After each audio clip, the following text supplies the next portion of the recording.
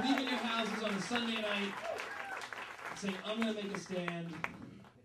I'll take questions at this point in time.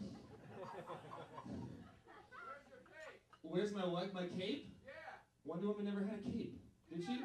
She had a cape, okay, but yeah, she'd be like, it's more of a shawl. She didn't use it as like a cape that gave her powers. It's more like, oh, cold. Like that was her cape. You know what I'm saying? It was like a vague cape. It was more like a pashmina, I feel like. Don't you agree? You know what I mean? I usually have big red socks, but I didn't want you to think, oh, that's actually Wonder Woman. Someone with the black socks. So, oh, that's actually just another dude. It's just a dude. As you can see. So, it's important that you guys came out tonight to open letter to my president, brought to you by Leslie Brockett and Danielle Collins. Yeah. Very important. Amazing, passionate women who, like all of us, are sick and tired of the hypocrisy of this government, and we're sick of complaining about it, because we do. We can be like, oh, gas is $5 and this war is killing me. What Lost is on? Like, you know what I'm saying? It's important that we get out and that we talk about it and that our voices are heard. You know, what we say and what we do will be our recorded history. So it's important to constantly complain. Always complain. If my mother, Jewish mother, taught me anything, it is always complain. Send food back. Anyway. So yeah, so we have an amazing show tonight. An amazing show with a lot of comedy, some readings, letters, music, sketch, and stuff you haven't even thought existed yet. There's that as well. But it's all important that we're all here. Our voices are all being heard as one. So that's, yeah. So there you go. So I'm glad you guys are here. Glad you guys left your houses, got in your cars, and came down here on the 101. It's important. It is. This was also the last 4th of July this month that we had of the Bush administration. That was exciting. I realized that as I was going out to the fireworks, I'm like, this is the last one. Because it was hard to really love the 4th of July the last few years. Wasn't it? Like, you always love the 4th of July.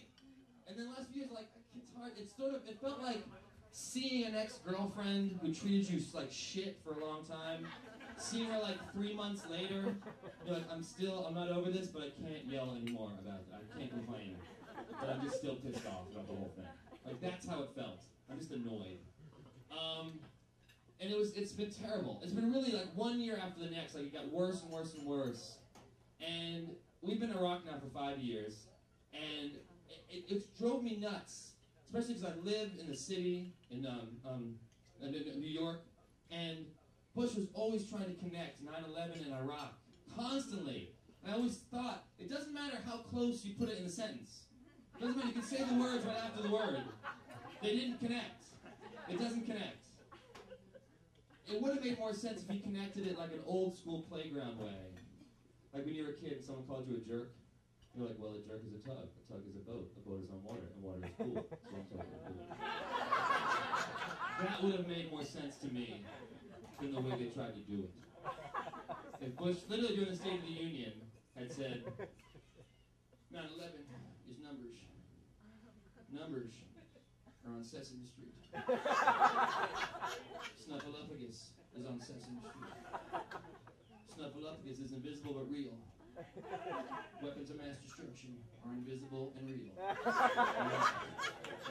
We gotta go to Iraq! That makes sense! It finally makes sense. It didn't make sense before. But when you connect it through the Sesame Street convex, yeah, they're funneling weapons to Iraq.